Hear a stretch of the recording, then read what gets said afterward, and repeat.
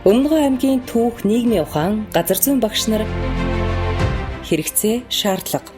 Өмнөгөө аймаг 2019 оныг соёлыг дэмжих жил болгонд зарласан. Монгол хүн бүрийн эх оронч эрчүүдээрээ бахархах, тусгаар тогтнол, эрх чөлөө, бүрэн газар нутгаа бүтнээр нь авч үлдсэн халах голын түүхт 80 жилийн ой энэ онд тохиож байгаа билээ. Монгол Улсын засгийн газраас хүүхэд залуучуудад эх оронч үзэл төлөвшүүлэх үндэсний хөтөлбөрийг баталсан. Бүх шатны сургуулийн хичээлийн хөтөлбөр төлөвлөгөө, сурах бичигт эх оронч үзэл, Монгол соёл иргэншлийн агуулга, арга зүйг тусгах, төрийн болон төрийн бус бүх байгууллага аж ахуй нэгж, иргэд үйл ажиллагаагаа хүүхэд залуучуудад эх оронч үзэл төлөвшүүлэхэд чиглүүлэх, эх оронч үзэл, Монгол ах уй, өв соёл, зан заншил, байгаль орчныг хайрлан хамгаалахыг сурталчлан дэлгэрүүлэх зэрэг зорилт дэвшүүлсэн байна. Иймд түүхэн дурсгалт газруудыг биечлэн судлах, танилцах, түүх нийгмийн ухааны залуу багш нарын мэдлэг чадварыг хөгжүүлэх, Өмнөгөө аймгийн нийт түүх нийгмийн ухааны багш нарын хамтын харилцааг өргөжүүлэх хэрэгцээ байна. Аяллаа зорилго, мэрэгжлийн багш нар түүхэн газар нутагтай биечлэн танилцаж, сургалтын хэрэглэгдэхүүний сан бүрдүүлнэ. Багшийн хөгжил, ур чадвар, бүтээлч байдлыг хангахад чухал нөлөө үзүүлнэ. Түүх нийгэм, газар зүйн багш нарын харилцаа холбоо сайжирч, арга зүй, сайн туршлагаа хуваалцах, хамтран суралцах нөхцөл бүрдэнэ. Хэрэгцээ шаардлага. Уг аялалд Өмнөгөө аймгийн ерөнхий боловсролын 8 сургуулийн нийт 16 багш хамраглаа. Үүнд түүх нийгмийн ухааны багш 13, газар зүйн багш 3. Маршрут 2019 оны 6 дугаар сарын 23-ны өдрөөс 7 сарын 2-ны өдрийг хүртэл 8 шөнө 9 өдөр нийт 5000 км замыг туулан 7 аймаг, 2 дүүрэг, 37 сум суурингийн нутгаар аялаж түүхийн дурсгалт газруудтай танилцлаа. Их түүхийн жимээр эко аяллаа 5 дахь өдөр бид бүхэн Монгол улсдаа эсэлтийн ерөнхий шалгалтын оноогоор тэргүүлдэг Дорнод аймгийн үндэсний лаборатори хаануул цогцлбор сургуультай танилцаж туршлага судаллаа. Ардын засгийн газрын 1931 оны тогтоолоор хан Хинтээ аймгаас туурга тусгаарлан Дорнод аймгийг байгуулсан түүхтэй дэлхийн 2 дугаар дайны нэг хэсэг болох халах голын дайн болж өнгөрсөн түүхэн онцлогтой аймаг юм. Одоо засаг захиргааны 14 сум, 63 багт халах, бурайд, үзэмчин зэрэг 75,000 хүн амтай. Нутаг дэвсгэр. Дорнод аймаг 123.5 хавтгай дөрвөлжин км нутаг дэвсгэртэй. Улаанбаатар хотоос 656 км, далайн түвшнээс дээш 560-аас 1300 м, ухаагүй бүхий тал хээр. Нутгийн зүүн өмнө хэсэгт туулж барамгүй Мэнэн, Тамсаг, Маттын уудам талуудтай. Аймгийн төв Чой болсон хот. Дорнод аймгийн нутаг нь Хинтийн нуруунаас их авсан том жижиг олон гол нуур цөөрөмтэй. Дорнод талын үзэгслэн болсон буйр нуур нь 615 хавтгай дөрвөлжин км талбайтай, зэнгэг устай, болоо цагаан тул, зэвэг, хадран, улаан живэрт, цулбуурт, хилтэг, зурхай зэрэг 20 гаруй төрлийн агнуурын загастай юм. Мөн манай улсын хамгийн нам дор газар болох далайн түвшнээс дээш 560 м өргөгдсөн Хөхнүүр тус аймагт бий. Улсын тэргүүний лаборатори хаануул цогцлбор сургууль нь Дорнод аймгийн Хэрлэн сумын 2 дугаар багт оршин байдаг. Нийт 2000 гаруй сурагчтай, 142 багш ажилчидтай. Зөвлөх багш 3, тэргүүлэх багш 14, заах аргач багш 40, нийт багш нарын 62% нь мэрэгжлийн зэрэгтэй. Хаануул цогцлбор сургуульд Монгол Улсын гавьяат багш 1, хөдөлмөрийн гавьяаны Улаантүгийн одонд 1, Алтан гадаас одонд 1, хөдөлмөрийн хүндэт медальт 3, боловсролын тэргүүний ажилтан 19, соёлын тэргүүний ажилтан 2, боловсролын яамны жуух бичигтэн 26 багш ажилладаг байна. Сургуулийн үүдээр ороход, уг сургуулийн хаалгаар ороход хамгийн түрүүнд байрлах самбар. Нэг давхарт байрлах коридорт сургуулийн макетыг хананд хийсэн байтал сургуулийн дотоод засал үнэхээр гайхалтай. Уг сургуулийн коридорын таазанд төрөл бүрийн зурагнууд байх ба хамгийн түрүүнд Дорнод аймгийн газрын зураг харагдана.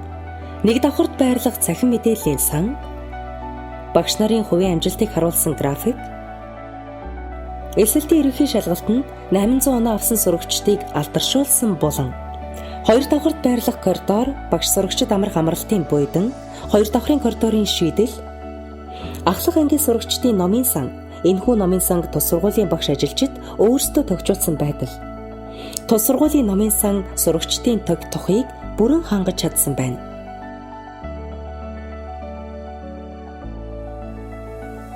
Номын сангийн чөлөөт шийдэл. Цахим номын сан. Багаангийн сурагчдын номын сан. Номын сангийн амрах танхим. Урлагийн заал.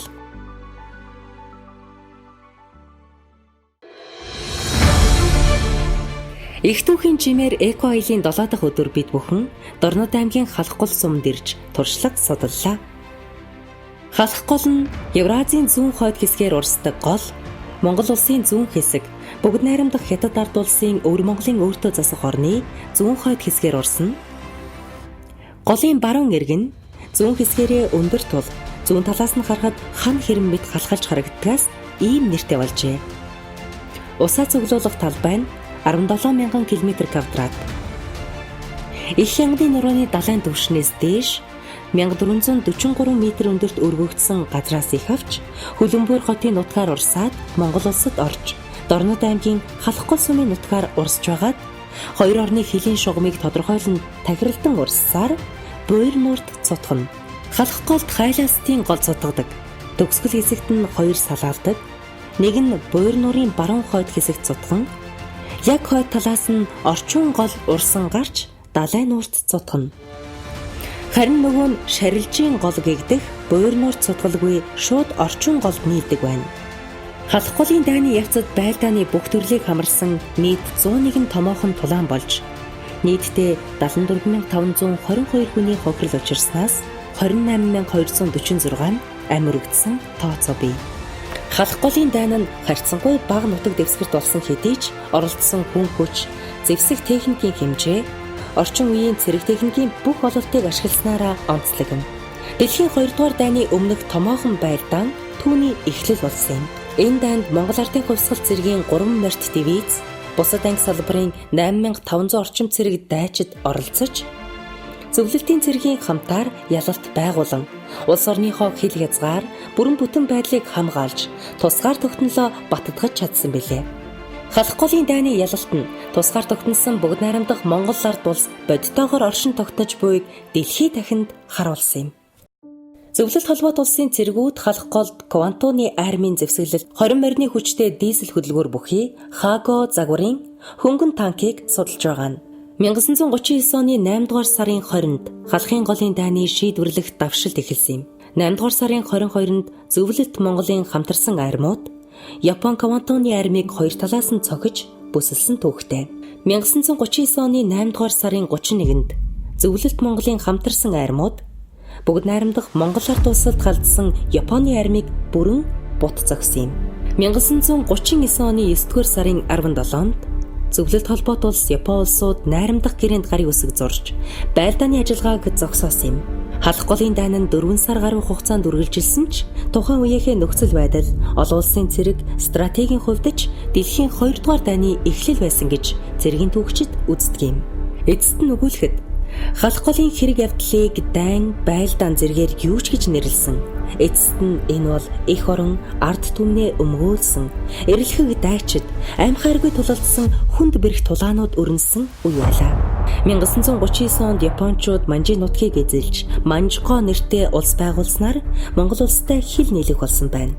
Манжго Монголын хоорондох хилийг Япончууд Буйр нуурт цутгах халахын гол гэж үзэж байсан бол монголчууд халах голоос зүүн чигт 16 км-ийн цаана орших Номонхан тосгон хүртэл Монгол улсын нутаг гэж үзэж байсан юм.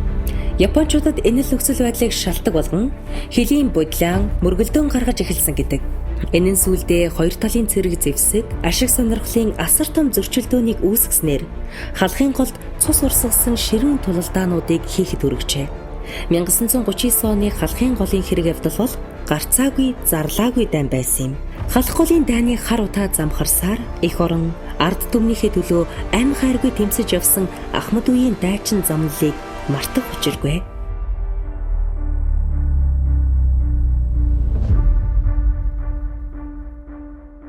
Халах голын дурсгалууд, Монголын дурсгалт газрууд. 1939 оны 5 дугаар сарын 11-нд Японы 500 морьтон цэрэг Номонхан хэмээх газраар Монголын хилийг зөрчин орж ирснээр халах голын зарлаагүй дайн эхэлсэн юм. Эрс уул хүртэл 60 км. Хамар давааны улсын хил хүртэл 28 км газарт 126 өдрийн тулалдаан болсон юм. Монгол зөвлөлтийн олон цэрэг эрс халах голын орчмын газрын хөрсөн дор нойрсож байдаг. Тэдгээр олон мянган эрэлхэг дайчдад зориулсан ханан хөшөө, Эренбаатрын хөшөө, Элдэн хөшөө гэх мэт олон хөшөө дурсгал халах голын орчимд сүндэрлэн байдаг билээ. Мөн халах гол сумын төвд ялалтын музей байдаг.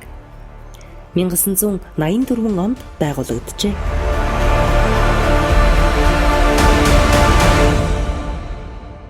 Ялалтын хөшөө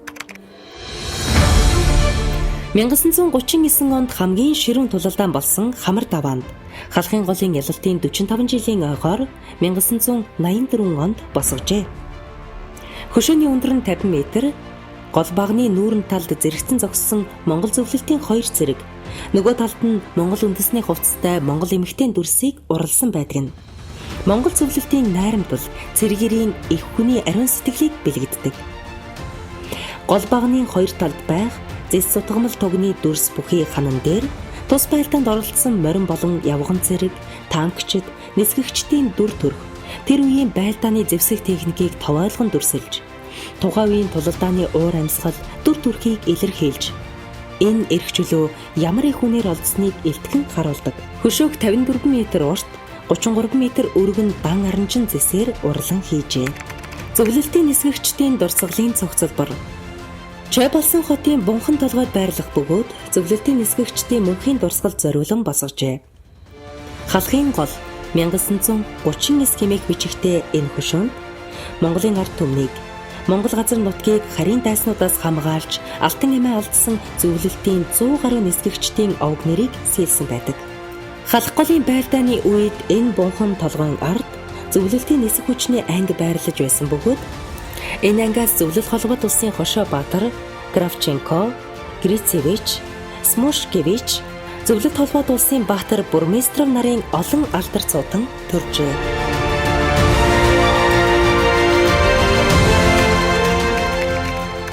Элдэн хөшөө Дорнод аймгийн халах гол сумын төвд орших Монгол зөвлөлтийн ард түмний найрамдлын бэлэг тэмдэг болсон элдэд хөшөө юм. Энэ хөшөөнд хамт татгсан тэмцлийн элд мөнх бадрах ялалтын сүлд гэж Монголын залуучуудын анх дугаар тойрон аялал чуулга уулзалтад оролцогч Монгол зөвлөлтийн залуучууд халах голын ялалтын 30 жилийн ойд зориулан 1969 оны 6 дугаар сард халах голын ялалт багийн төвд босгожээ. Хөшөөн дээр хамт татгсан тэмцлийн элд мөнх бадарсан ялалтын сүлд гэж бичсэн байдаг. Ханан хөшөө Баян цагааны нуруунд байдаг бөгөөд 1969 оны 8 дугаар сард босгожээ. Монгол гэрийн ханны хэлбэртэйгээр босгосон тус хөшөө байгаа газраасаа дутагш Японы төр өмгийлэгчдийг алхуулахгүй бут загсан гэдэг. Ялалтын 30 жилийн ойд зориулсан учраас ханны хэлбэр нь давхар 30-ийн тоог ромб байдлаар илэрхийлсэн байдаг. Эренбаатрын хөшөө Баян цагааны нуруунд байрладаг Эренбаатрын хөшөөг манай эх орны эрх чөлөө, тусгаар тогтнолын төлөө эрэлхэхээр тулалдаж, алтан амиа алдсан зөвлөлтийн дайчдын мөнхийн дурсгалд зориулан босгожээ. Энэхүү хөшөөг амирэгдсэн зөвлөлтийн эрэлхэг дайчдын яруу алдарт дурсгалыг мөнхжүүлж, бүгд найрамдах Монгол ард улсын засгийн газрын шийдвэрээр халахын голын түүхэн ялалтын 15 жилийн ойг тохиолдуулан 1954 онд босгосон гэж бичсэн байдаг. Яковлевийн хөшөө Баян цагааны нуруунд Яковлевийн танкны хөшөө бий. Тэрээр 1903 онд Сибирт төрсэн бөгөөд 1939 оны 7 дугаар сарын 2-ноос 7-нд болсон тулалдаанд түүний удирдсан танкийн 11-р баригад удаа дараа ялалт байгуулжээ. 7 дугаар сарын 12-нд халах голын гарамт тулж ирсэн их буу миномет пулемотор зэвсгэлсэн Японы цэргийн довтлогоог бут зохиж танкийн баригад болон явган цэргийг биечлэн удирджээ. Энэхүү тулаанд Яковлев эрэлхэхээр амирэгдсэн юм. Түүний гавьяаг мөнхжүүлж зөвлөлт холбоот улсын Баатар цол олгож танкийн 11-р бригадыг түүний нэрээр нэрлэжээ. Тулалдаанд орж амирэгдсэн тэр газарт БТ-7 загварын танкаар сүрлэг хөшөө байгуулж хашаанаас 10 м-ийн зайд хос багнд босгон танкийн 11-р бригадын амирэгдсэн 72 дайчдын дурсгалыг мөнхжүүлжээ.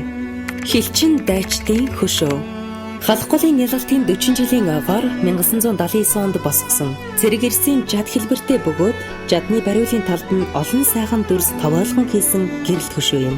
Хөшөөний нүүрэн талд 1939 оны халах голын байлдаанд эх орныхоо эрх чөлөө, тусгаар тогтнолыг эрэлхэг баатарлагаар хамгаалсан Монголын ардын армийн дайчид хилчдийн мөнхийн алдар Бадар тугай хэмээн бичсэн бол баруун талд 39 байлдагч 41 дарга нарын нэрийг дурсгалын хаалтан дээр боронзоор бичжээ.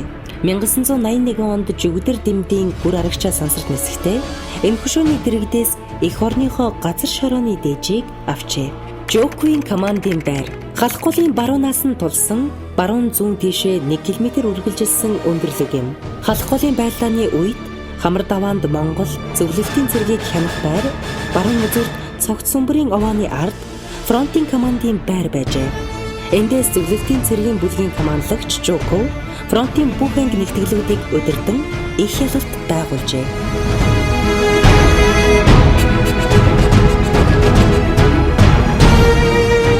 Ялалт музей.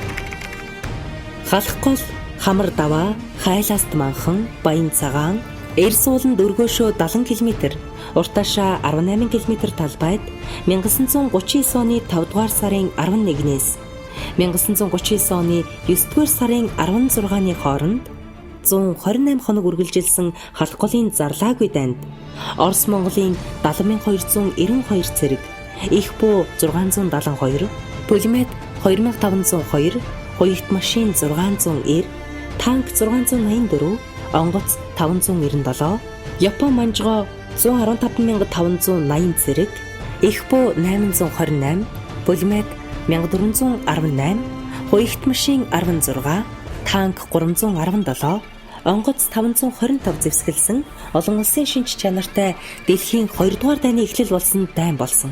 Энэ дайны түүхэн ялалт Орос Монгол баатарлаг дайчдын гэгээн дурсгал зориулсан олон хөшөө дурсгалт газрууд байдгийн нэг нь Ялалт музей юм. Ялалт музей нь Монгол Ардын хувьсгалт намын төв хорооны улс төрийн товчооны 1982 оны 159-р тогтоолын дагуу Сүхбаатарын нэрэмжит байлдааны гавьяаны Улаантүгийн одонд барилгын цэргийн дэг 30 дугаар ангийн барилгачид барьж, дотоод засал чимэглэлийг зөвлөлтийн барилгын 2 дугаар трестийн барилгачид гүйцэтгэн. 1984 оны 8 дугаар сарын 18-нд халах голын дайны ялалтын 45 жилийн ойгоор ашиглалтанд орсон юм. Монгол улсын эрх чөлөө, тусгаар тогтнолт аюул занал хийж, дайны гал дүрлзэж, тесрэх бөмбөг, эсрэг суманд сийчигдсэн шархан эдгэрээгүй байгаа газар дээрээ халах голын дайны түүхийг өгүүлсэн, төрөлжсөн музей юм. Музейн бүхэл үзмөр үзүүлэлэг нь халах гол болж өнгөрсөн дайны үйл явдал, эх орон ард түмний маань амгалан тайван байдлыг хамгаалахын төлөө халуун ам, бүлийн цусаа зориулан Монгол улсын сөөм газар ширхэг чулууны төлөө тэмцэж явсан Орос Монголын дайчдын гавьяа дүүлстэй танилцах болно.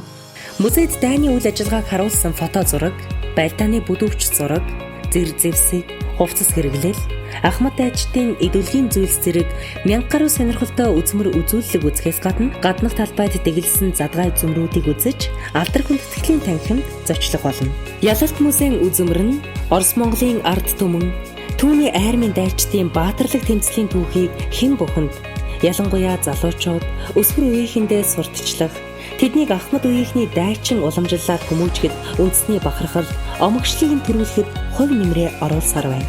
Халах голын дайны ялалт нь Орос Монголын ах дүүгийн найрамдал, нөхөрлөлийг цусаар гагнаж, газарт галтай, тэнгэрт нартай хамт мөнхөлсөн билээ. Музей үүсэн байгуулагдсан товч түүх. Дайчин алдрын ялалт музейг Монгол Ардын хувьсгалт намын төв хорооны улс төрийн товчооны 1982 оны 159-р тогтоолын дагуу барилгын цэргийн дэг 30 дугаар ангийн дайчид барьж, дотоодын засал чимэглэлийн зөвлөлтийн барилгын 2 дугаар трестийн барилгачид хийж, халах голын дайны ялалтын 45 жилийн ойгоор 1984 оны 8 дугаар сарын 18-нд ашиглалтанд оруулсан юм. Ялалт музейн стандартын 3 давхар барилга байгууламжтай, халах голын бүс нутагт ургадаг төрөл бүрийн мод, жимсгийн тариалсанд цэцэрлэгт хүрээлэн 1939 оны дайны үеийн задгаа үзмрүүд дэглэсэн талбайтай. Зөвхөн халах голын дайнаар дагнсан төрөлжсөн музей юм. 1939 онд тэр үеийн зөвлөлт Монголын арим, түүний дайчдын байгуулсан түүхэн ялалт, манай хоёр ард түмний цусаар гагнагдсан найрамдал нөхөрлөл, Ахмад үеийнхний хувьсгалч дайчин уламжлал тэдний баатарлаг тэмцлийн түүхийг хойч үедээ баримтжуулан үлдээх, ялангуяа залуучууд өсвөр үеийнхэндээ сурталчлах, тэдэнд Монгол үндэсний бахархал, омогшлыг төлөвшүүлэхэд Ялалт музейн гол зорилго оршино. Музейн сан хөмрөг цуглуулга Монгол улсын эрх чөлөө тусгаар тогтнолыг баталгаажуулсан шудраг дайны өнгөрсөн түүхийг өгүүлсэн халах голын зарлаагүй дайны түүхийг түүхэн шарлсан хуудас дахиад хизээж давтагдахгүй гэрэл зургийн торгон агшин халах голын дайчин баатарлаг ирсийн 344 дэсийн 678 ширхэг идүүлгийн зүйлтэй халах голын хөрс шороо тэдний элхэндээ үрд твэрсээр баатарлаг ирчүүдэд зориулан хойч үеийн олон хөшөд урсгалуудыг сэндэрлүүлсэн. Өнөөдөр халах голын дайны ялалтад зориулсан 36 түүх соёлын дурсгалт газруудыг хамгаалж байна. Танилцуулга Сүхбаатар аймаг 1943 онд байгуулагдсан 13 сумтай 2016 оны байдлаар хүн амын тоо 59810 дарганг халах зэрэг угсаатнаас бүрдэнэ. Эдийн засгийн гол салбар нь мал аж ахуй, баян дэлгэрийн улаан ямаа, эрдэнэ цагааны үзэмчин хонь, төмөн цогтын махны хөвшлийн өхөр, хурдан удмын адуун сүрэг, уулуурхайн хувьд сайр, зис молибдин, хүрэн нүүрс, хайл уржонш, гянт болц зэрэг орд газруудтай. Газар зүйн онцлог тал хээрийн бүсэд багтдаг. Нутгийн ихэнх хэсэг нь далайн түвшнээс дээш 1000-аас 1200 м өндөрт оршдог.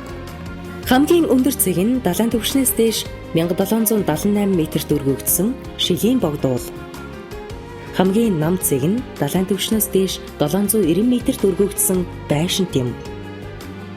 Дарганг суманд 200 гаруй сүнсэн галтуул, онгон дарганг суманд 127-оос 248 км2 талбай эзлэх онгон, молцгийн их хэлс, Эрдэнэ цагаан сумын нутагт байгалийн нөөц газар Лачин ондод уул, дарганг, Наран сумын нутагт баян дулаан, талын агуйд, Мөнххан сумын баян уулын орчмын агуй.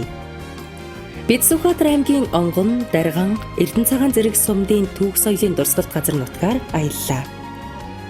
Шилийн богд хайрхан Сүхбаатар аймгийн дарганг сумаас зүүн хойш 60 км-т далайн түвшнээс дээш 1778 м-т оршдог даргангийн энэ өндөрлөг тэгш газарт 200 орчим унтарсан галтуул байдгийн хамгийн өндөр нь шилийн богдуул юм. Хар хүрэн бараан хөрс зөнхөлдөг 108 зүйлийн ургамал ургадаг бөгөөд ойтхэр, хээр, говийн бүсийг төлөөлж чадах нэн ховор ургамал 30 гаруй зүйл бий. Алтан овоо хайрхан Алтан овоо нь Сүхбаатар аймгийн нутагт Молцог элсний хойд захад дарганг сумын нутгийн дэргэд оршдог 1354 м өндөр унтарсан галтуул юм. Мөн дар овоо, алтан дар овоо хэмээн нэрлэдэг. Галтуулсын хөрмөн чулуу их, амсар нь баруун хоошоо сэтэрч урсжээ. Харьцангуй өндөр нь 100 м боловч альж талаасаа их алсаас сүр бараатай харагддаг сайхан галтуул. Алтан овоо уулыг бүр 1700-аад оноос нутгийн тахилгатай болгосон бөгөөд 1913 оноос төрийн их тахилгатай болгосон Монголын их тахилгатай уулсын нэг юм. Энэ дорших хүн чулуудыг 1998 онд улсын хамгаалалтанд авчээ. 2004 онд ерөнхийлөгчийн зарилгаар дар овоог төрийн тахилгад уул болгосон юм. Талын агуй Сүхбаатар аймгийн дарганг сумын нутагт шилийн богдуулаас баруун хойш 14 км-т оршино. Ганц ч довгүй тэгшхэн талын уудам хүндийд тогтсон 3 тустай тасалгаатай агуй юм. Талын агуй нь Монгол оронд одоогоор мэдэгдээд байгаа агуйнуудаас хамгийн том төдийгүй хамгийн үзэсгэлэнтэй. Дөнгөж оронгууд бараг ихц доошилдог агуй нийт урт нь 240 м, нийт багтаамж нь 10,000 шоо метрээс илүү ажээ. Агуйд ормогц маш сэрүү татан сэнгэндэг. Дараагийн тасалгаа нь хөрмөн чулуун асга бүхий байдаг бол 3 дахь хонгол нь мөсөөр хучигдсан байдаг байна. Ганг нуур нь Сүхбаатар аймгийн дарганг сумын нутагт орших шорвог нуур юм. Хээр тал болон говийн зааг дээр орших ус намаг, элс манхан, хуурай хээр хосолсон өвөрмөц тогтоц бүхий тус нуур болон ойр орчмын намграхыг газар нь цэн тогруу, хошуу галуу, хонин тоодог, гангар хун, хондон ангир зэрэг нүүдлийн ховор шуудын чуулж, үрждэг чухал нутаг билээ. Ойр орчимд нь дуут, сүмтийн, эрдэнэ, холбоо, зүүн холбоо, цагаан, хосмогт, улаан, Зэгст цэрэг нуур цөөрөн бий. Оргихын булаг. Нуурын зүүн хойно 50 м зайд газрын гүнээс тунгалаг устай хүйтэн булаг оргилон гардгийг оргихын булаг гэж нэрлэдэг. Нарийн ширхэгтэй элсний доороос даргилан буцалж байгаа юм шиг оргилон гарах бөгөөд чангаар дуурах тусам улам ихээр элс бужигнан оргилдог онцлогтой билээ. Дорногов аймаг Хамрын хід. 2019 оны 7 дугаар сарын 1-нд их туухийн жимээр аяллаа 9 дахь өдөр. Дорногов аймагт орших ноён хотогт Данзан Аравжаагийн үлгийн нутаг энергийн төв Хамрын хід дээр очиж үйл ажиллагаатай танилцаж Мэм аваа, Шамблын орон, Ихийн умаа зэрэг газруудаар мөргөл үйлдэх болон бусад зан үйлүүдийг хийлээ. Мэм аваан дээр эмэгтэй хүн л очиж мөрөгдөг, эрэгтэй хүн очидгүй юм билээ. Ингээд аяллаа багт явсан бүхий л эмэгтэйчүүд Мэм аваандаа мөргөж, сүсгэлэн залбирч, эдээ будаа, сүү цагаагаа өргөж, үр хөөхөд хань нөхрөө даатхан гуйлаа. Сүсэгтэн олны цацлын сүүгээр хувцалсан Ихийн Мэм адил хэлбэртэй энэ хадан авааноос өөр газарт сүү өргөдөггүй учиртай амьсанж. Харин энэ авааг бүтээсэн учир нь бүсгүй хүнийг урт үстэй, богино ухаантай гэж үзэн тулганаас дээш гаргахгүй, сурч боловсрох эрх чөлөөг нь өгдөггүй байсныг зогсоож говийн ноён хотогт Данзан Аравжаа бүтээсэн гэдэг. Шамблын орон Бурхны мэлмийн зурагтай дотор талын хананд нь бурхтыг бүтээсэн Шамблын хаалганы өмнө ирлээ. Энд энерги шингэсэн бүхэл зүйлтэй танилцаж хөтчийн тайлбарыг сонсож явлаа. Хөтчийн тайлбарласнаар энэ мэлмийг Бодвэний мэлмий галав юулхээс өмнө их гэгээрлийг олж байсан. 3 дахь ертөнцид оюун ухаан хүсэн хүний мэлмий энэ юм. Энэ мэлмийг ширтсээр засал номоо хийлгээгүй хүмүүст засал олж байдаг. Мөн хүн бүр бодлоо төвлөрүүлж мэлмийг ширтснээр хоёр хөмсгний хооронд байгаа цагираг эргэх шиг, нүд нь эрмэж байгаа юм шиг, эсвэл хоёр хөмсгний хүрээ буюу хамрын хар нүх нь олон янзын гэрлээр солигдох, туяарах зэрэг янз бүрийн мэдрэмж төрж магадгүй. Хэрвээ тийм зүйл ажиглагдах юм бол энерги сайн байна гэсэн үг. Харин огт хөдлөхгүй бол эндээс энерги сайн хоримтлуулах хэрэгтэй гэж тайлбарлалаа. Ингээд мэлмийн өмнө байрлах дугуй зүйл дээр зогсож нэгнийгээрээ анхаарлаа төвлөрүүлж мэлмигээ ширтээд хэл бие сэтгэлээр үйлдсэн гмийг минь ариусгаж өгөөч хэмээн залбирлаа. Далайн түвшнээс дээш 872 м-ийн өндөрт орших энергийн төв хүйс болох овоонд гарч сайн сайхан зүйлсээ сүсэглэн залбирч 3 удаа мөргөн үлэмжийн чанар дууны 3 бадгийг дуулж Шамблын орны мөнгөн хаалгаар гарч буцах замдаа хийдийн хашааны баруун хойно дэлхийн энергийн хүйс болсон овооны баруун урд талд байх тойрог газарт хэсэг хугацаанд гэгдэж энерги хоримтлууллаа. Ихийн умаа энэ агуугаар ороод гарахад дахин төрсөн мэт болох бөгөөд шинээр төрсөн хүүхэд ямар ч нүгэлгүй байдгийн адилаар ариусгахыг бэлэгддэг юм билээ. Бид ч нэг ихийн умаагаас төрж нэгэн ахан дүүс боллоо хэмээн гаргараасаа хөтлөлдөн тусгай гадан дээр очиж биенийхээ бүхий л хэсгүүдийг үрж өвчин зовлонгоо эдгэхийг даатгалаа. Хамрын хідийн түүхээс Дорногов аймгийн Эрдэнэ сумын нутаг Сайн шант хотоос урагш 38 км-д орших Хамрын хід нь ноён хотог Данзан Аравжаагийн байгуулсан Шарлийн уулын 3 хийдийн нэг, түүний аж төрж уран бүтээлээ тойрогж байсан дурсгалт газрын нэг. 1821 онд хийдийг байгуулж зүүн хүрээ, баруун хүрээ, цохон, дүүнхрийн гэсэн 4 хэсэгтэй. Ихэнх нь төвд Монгол хийцийн сүм дугнуудтай. Зүүн хүрээнд нь ноён хотогт голлон суудаг байсан ба лавирын сүм, авга датсан, хүүхдийн датсан сургууль, номын сангаас гадна хамбын, лам нарын, шүтээний, номчин аймагуудтай байсан. Уг хийдэд 4-р ноён хотогт жамын ойдов жамц, 6-р ноён хотогт лувсан дондов нарын Шарлийн сүм байсан хийгээд лавирын сүмд ноён хотогт Данзан Аравжаа болон дараах хотогтууд амьдран сууж байв. Хамрын хийдэд амаагийн гандаа эргэх, цам гаргах, майн хөгжих зэрэг шашны зан үйл байнга болдог. Мөн ноён хотогтын саран хөхөөний намтар жүжигийг жил бүр найруулан тавьдаг байжээ. Саран хөхөөний намтар дуулах датсан нь ноён хотогтын уран бүтээлийг олонд үзүүлэх зорилгоор барьсан задгаа театр байв. Энэ датсан нь 3 давхар, сүм хэлбэрийн байшинтай 35 жингийн хэмжээтэй уг театрыг салхины урсгал тааруулж барьсан учраас үзэгчдэд жүжигийн яриа, хөгжмийн аялгау хүрэхэд хялбар байжээ. Хамрын хийдийн орчимд агийн ясны жарз бясалгал хийдэг арваа дагуй Нутгийн ардууд хутагтын адислсан ус хэмээн нэрлдэг ноён хутагтын гаргуулсан худаг бий. Ил худгийн усыг тэрээр ходоод, элэг, дотор эргэтний гимиг арилгахад тустай хэмээн аршаан булаг хэмээх адилтай усны судар оршвэ гэдэг номондоо бичжээ. 1930 онд 13 датсан, 4 аймаг, 22 дуган, 2 сувраг, 11 сүмтэй байсан хамрын хід. Сүм хийдийг галдан шатаасан 1937-оос 1938 оны үед төр болтлоо сүйджээ. 1990-ад оноос лаврин санагтэгчлэн зэрэг сүмүүдийг сэргээн босгож, шашны хурал номын үйл ажиллагааг сэргээж, хийдийн тойрыг 1994 онд аймгийн хамгаалалтанд авчээ. Үүгээр зогсохгүй, шашин номын үйл ажиллагааг нь сэргээж, тус хийдийн ламрын сансагтэгчлэн сүм, сувраг зэргийг сэргээн босгосон. Шамблын оронд нар мандахтай зэрэгцэн очвол сайн гэлцдэг. Сакура цэцгэн 4-р сарын сүүлээс 5-р сарын эхний 7 хоногийн дотор гүйц дэлгэрдэг. Говийн догшин хутагт данзан аравжаа Япон шавтай байсан бөгөөд 19-р зуунд тэр шав нь хутагтын бясалгал хийж бүтээлээ төрөөж байсан алдарт 108 агуйн хажуу жалганд уг сакураг нутгаас авчирч суулгаж хутагт багштаа бэлгэлсэн гэдэг. Япон шав нь буцахтаа өөрийн сэлмийг дурсгал болгон үлдээсэн нь одоо Данзан аравжаа музейд хадгалагдаж байна. Энэ музей сайн шант хотод байрладаг билээ.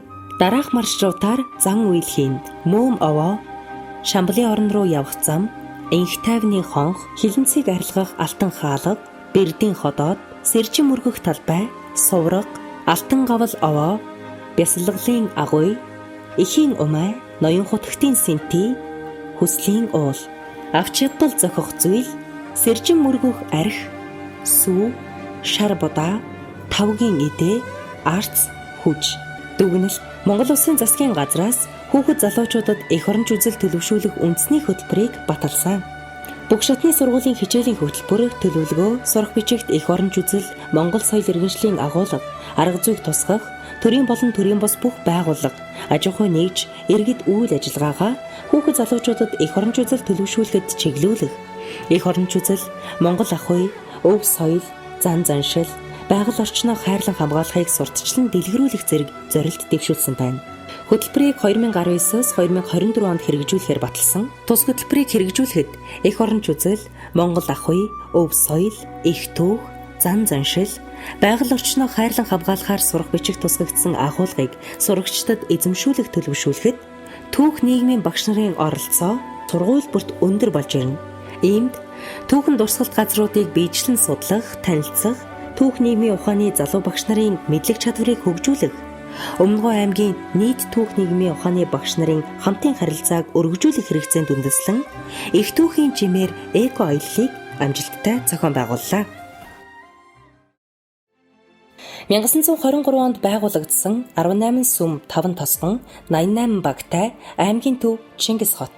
Газар нутгийн байдлаараа Хинтийн уулархаг нутгийн ихэнхийг эзэлж, Хэрлэн Ононголын сав нутагт оршин, Дорнод, Сүхбаатар, Дорноговь, Говь сүмбэр, Төв, Сэлэнг аймаг Оросын холбооны улстай хил залгадаг. 73608 хүн амтай, 23784 өрхтэй, хүн амын 87.3% нь халах, 8.3% нь бурят, үлдсэн 4.4%-ийг бусад ястан үндэстэн эзэлж байна. Ойт болон тал хээр хосолсон 80.3 мянган хавтгай дөрвөлжин км газар нутагтай, 3.9 сая толгой малтай бөгөөд мал сүргийн тоогоороо улсдаа 6 дугаар байр эзэлдэг. Их эзэн Чингис хааны төрсөн нутаг төдийгүй түүх соёлын дурсгалт газруудын үлгийн нутаг юм. Бид Хинтийн аймгийн Зэнхэр мандал, Чингис хот, Биндэр, Дадал, Норовлон зэрэг сумдын түүх соёлын дурсгалт газар нутгаар аяллаа.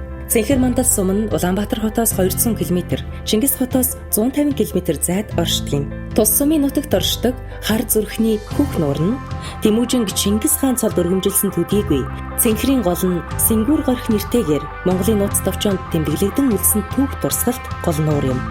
Гэрийн буйр хэмээх газар хар зүрхний хөх нуурын эрэг дээрх 1189 онд Тэмүүжинг хамаг Монголын хаан өргөмжилсэн түүхт газар. Чингис хааны гэрийн том буйрыг тойруулан 108 м голчтой хагас саран хэлбэртэй талбайд Монголын төрийг барьсан алтан ургийн их баг 36 хаадын модон сэлбэр байрлуулсан байна. Эдгээрийн түүх хэсэгт Чингис хаан, түүний эцэг Есүхэ, их өвлөн, Төрийн их хатан бүрт үчний сэлбэрийг байрлуулсан бөгөөд энэхүү зохицолборт нийт 50 ширхэг модон сэлбэр байдаг байна. Хаадын танилцуулга. Гэрийн бүрийг тойруулан байрлуулсан Алтан үргийн 36 хааны модон сэлбэр бүрийн доор хаадын танилцуулга байрлана.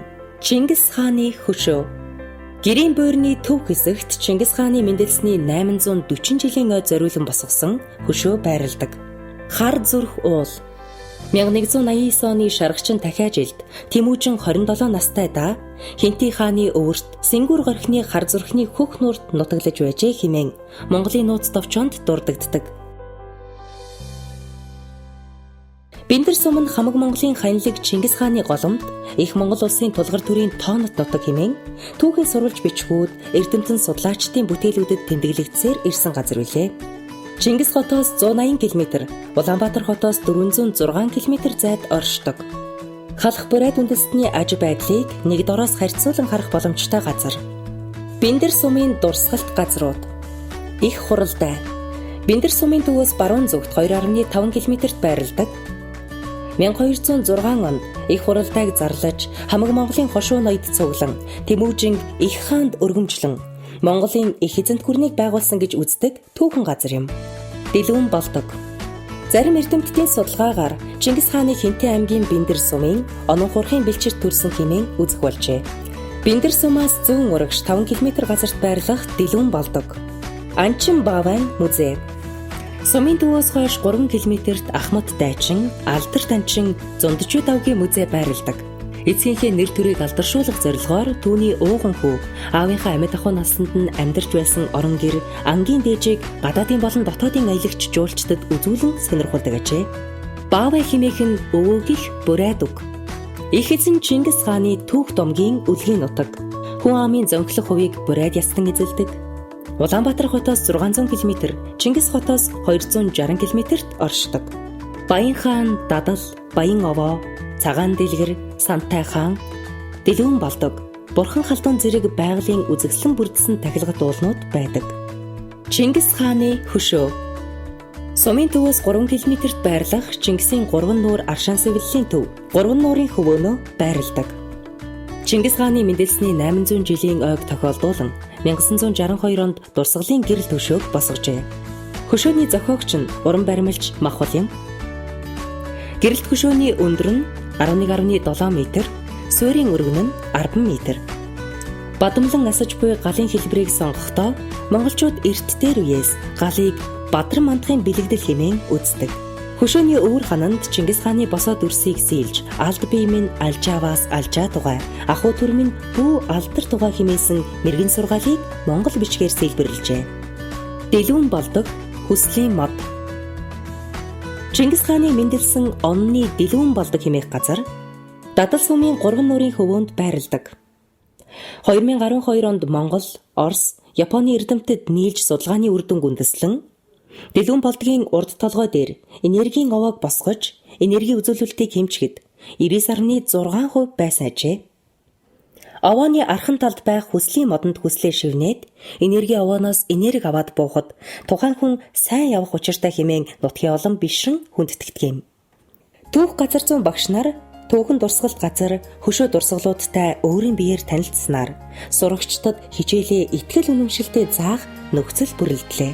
Мэргэжлийн багш бүр үнэн бодит хэрэглэгдэхүүний сан бүрдүүлж хичээл сургалтандаа ашиглах боломжтой боллоо.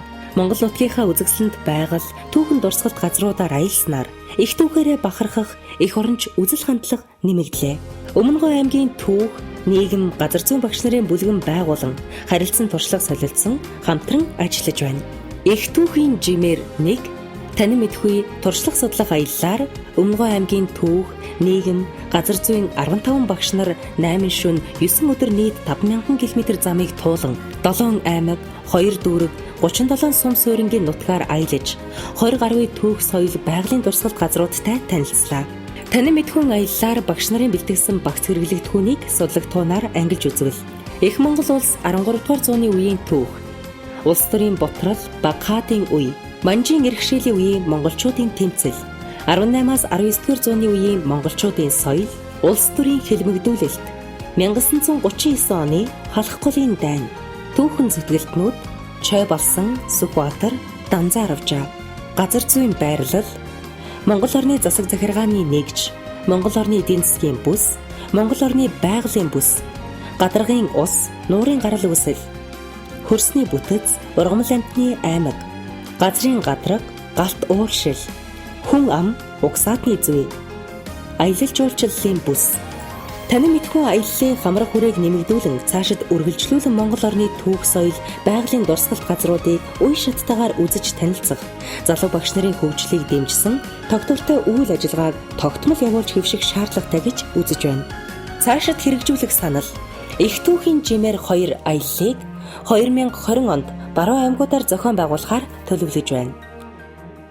Төслийг санаачлагч 1-р сургуулийн түүх нийгмийн багш Батмаа, ахлагч Булган сумын сургуулийн менежер Мөнхөө, 1-р сургууль түүх нийгмийн багш Чулуун Эрдэнэ, багийн бүрэлдэхүүнд ажилласан багш нар 1-р сургууль түүх нийгмийн багш Ургамал Цэцэг, 1-р сургууль газар зүйн багш Болормаа, насан туршийн боловсролын багш Амар Төвшин, 3-р сургууль түүх нийгмийн багш Сайн Заяа, 1-р сургууль түүх нийгмийн багш Энх Баяр, 1-р сургууль газар зүйн багш Урангоо, насан туршийн боловсролын багш Лувсан Давг, 3 Тэс сумын ерөнхий боловсролын сургуулийн нийгмийн багш Бат Тогтох, Булган сумын ерөнхий боловсролын сургуулийн түүхийн багш Ган Зул, 1-р сургууль дуу хөгжмийн багш Сандаг Дорж, 7-р сургууль нийгмийн багш Наран Тогоц, Хан Хонгор сум ерөнхий боловсролын түүх нийгмийн багш Минж Бадгэр, Мандаловоо сум түүх нийгмийн багш Отхон Туяа, Жолооч Сүхбаатар. Эрдэм бүхэн багшаас ихтэй, элбэрэл хайрч багшаас ихтэй. Газар дэлхийг эхлэн таниулсан газар зүйн багштаа бид хайртай. Оюут эрдэм багшаас ихтэй, ориглон амжилтч багшаас ихтэй. Нэг насны эрдмийг хайрладаг нийгмийн ухааны багштаа бид хайртай. Саруул эрдэм багшаас ихтэй, сайхан ирээдүйч багшаас ихтэй. Түмэн оны шестрийг өгүүлсэн түүхийн ухааны багштаа бид хайртай. Төслийн ерөнхий ивент тэтгэгчээр Говийн Хүүсан, Улсын их хурлын гишүүн Лувсангийн Энх болд, Өмнөгөө аймгийн Далан задгад сумын засаг дарга Түмэн насангийн Алтан сүх нар ажиллалаа. Биднийг дэмжсэн та бүхний ажилд өндөр амжилт хүсье.